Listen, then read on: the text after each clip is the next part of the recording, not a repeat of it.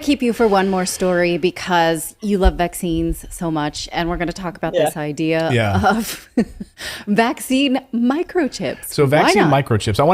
I'll ask all of you right now. Let me ask you a question. If the government told you that you needed to get a microchip, not even if that was your choice, you needed to get a microchip implant with all of your health data on it, including vaccine information, vaccine passport information, would you do it, or what would you do? Would you revolt? Would you say absolutely not? We've got so many people here in the chat weighing in on it. I think overwhelmingly the answer is no.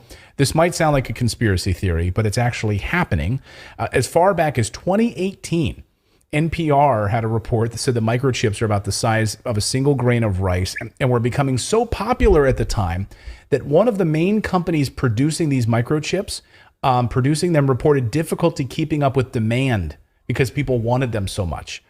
They also covered a Bloomberg report about how these used the same backdoor technology that was being used by the CIA and the Pentagon. Take a listen to this NPR report.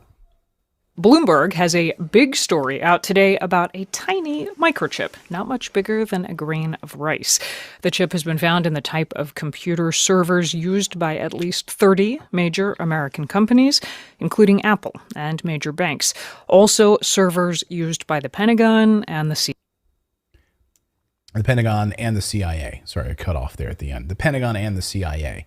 In fact, Swedish workers were accepting this pre-COVID.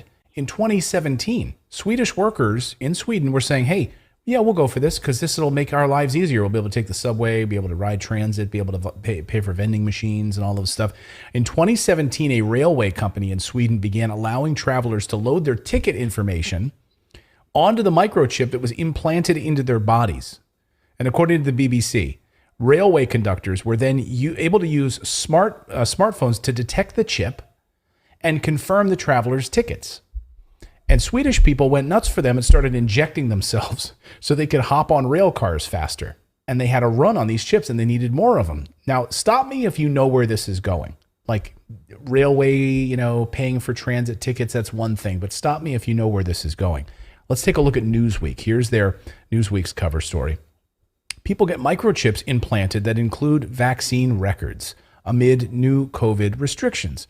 Now, at the time we did this story at the turn of the year, when people were saying, yeah, we want to have easier access to these vaccine passports. So we're going to inject them into our hands so that we can walk around, we can take flights easier, and it's going to be so much easier. And the wider trend of inserting the under-the-skin microchips contain personal information has developed over the past few years, gaining popularity in Sweden. People there began using the chips to gain access to their homes, offices, gyms, without any use of their handheld keys. So here is NBC News covering this story in Sweden on these microchips. Watch. When Elias Brotberger goes to work, he doesn't need ID. And he doesn't need money. In fact, much of what he needs to get through the day is hidden right there, just below the surface, in his hand. You like to touch it? Yeah. Yeah? Oh, weird. Yeah, it's like a grain of rice. Yeah, a grain of rice. Embedded in his hand is a microchip that serves as his keys, his ID, and his wallet. Yeah, it's all in chip, so I use it to get around the building. Buy snacks. Yeah, exactly. And she says, yeah, hey, for the fun of television, let's go buy some snacks. Then they go to the vending machines and he buys her some snacks and he's fine with that. And so are Swedes. Again, stop me if you know where this is going.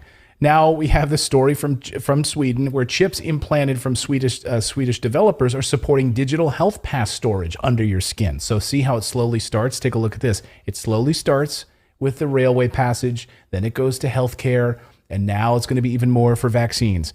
And then again, here's the latest story overnight out of China, which is China unifying their health system. Basically, here's how Hong Kong's new China-inspired health code would work. And the Chinese government now basically unifying all of their health databases. So they'll be able to scan your vaccine passports and it instantly goes to the main central hub. So they're able to track and know exactly everything that you're doing at all times. Would you guys opt for this? What do you guys think about this? I mean, if you're in Sweden, maybe, right? I mean, Yeah. it's understandable to me why the Swedes are okay with it because they have high level of trust in their government. And even when you look at the pandemic, Sweden was the pariah of the pandemic, right? Because they refused to go along with all of the lockdowns and the COVID passes. So, I can understand why Swedes say, why not? There's nothing to fear. Well, they might not have anything to fear with their government, but many of us do.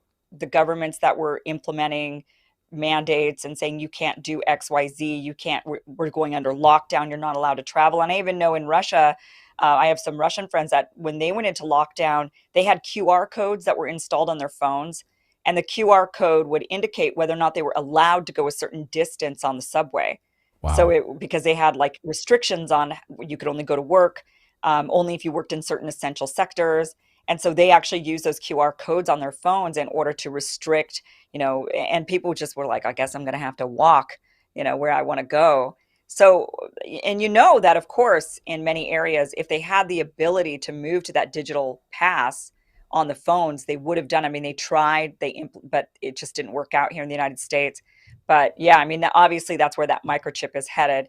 But on the flip side, there's a lot of people who would love it. People that are older, they can't remember their medical records when their doctors say, hey, what medicines are you on? And what are your recent, what have you done lately? And they're like, I don't know, check my chip. I mean, I guess you could see that, right? Sure, I can see of all kinds of useful things if you trust the ecosystem.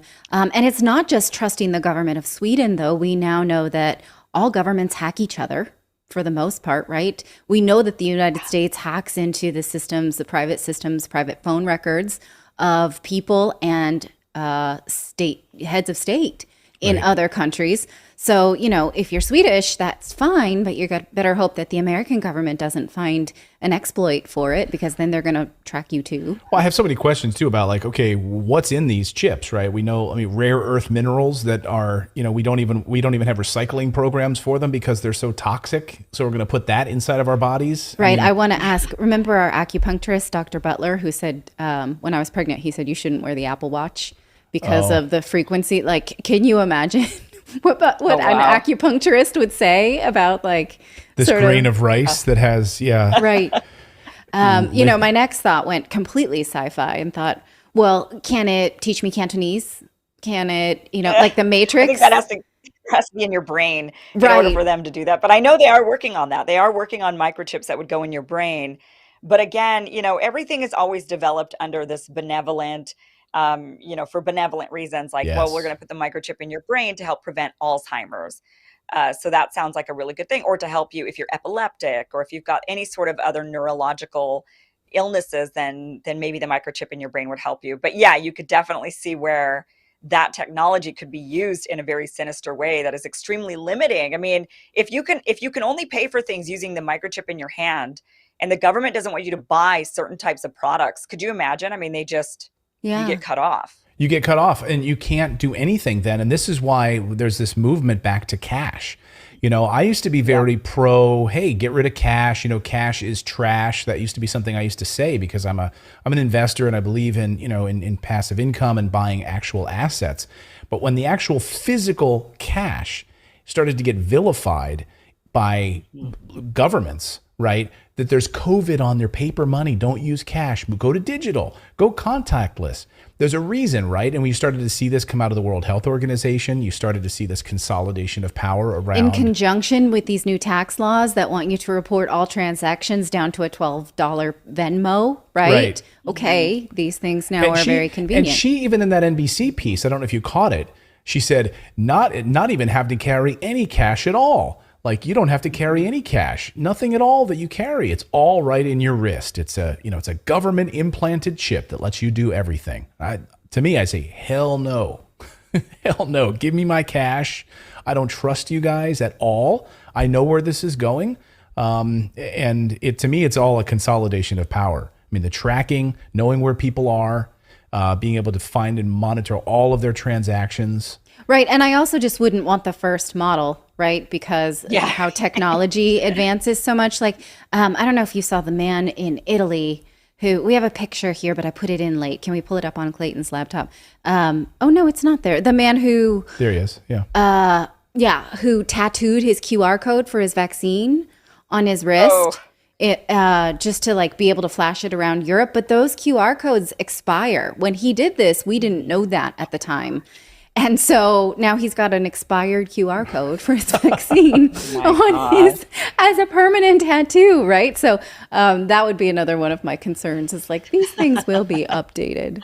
Oh, it's unbelievable. Let us know in the chat what you would do with your vaccine data on microchips. Would you do it? Would you not? Let us know in the comments below. I mean, there are other ways. And all the sci-fi movies have been on retinal scan, which is then like not implanted, but you see, I've gone full sci-fi on this.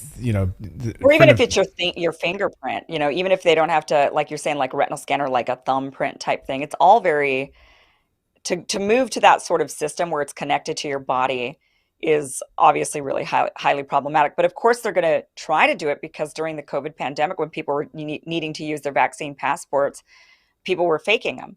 And the government knows that they were cracking down on those fake, cards. Right. And so I would imagine that they are trying to figure out how do we prevent people from being able to do that, which is scary, very scary. But then I hope at the same time that you manage to prevent hacking, of these people's health data, banking data. Yeah. Like my chip was hacked. Oh, we need to send you a new chip. Oh, that means I need to get another injection. I need to take the old one out. No, they take it out like in Stranger Things. Oh, yeah. Where she just like 11. I would hope more like Total Recall. Oh yeah. Total Recall where they pulled it. So David did put up a poll in chat asking, would you allow the government to microchip you for convenience? And of 2,200 votes, we had 2% of them that were yes, 2% at depends on where they stick it, and 95% are hell no. All right.